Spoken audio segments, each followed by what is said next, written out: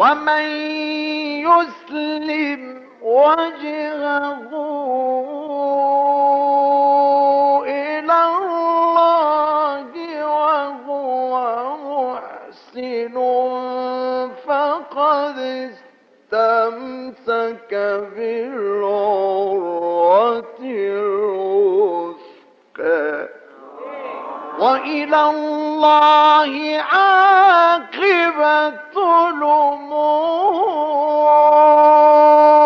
الأمور وما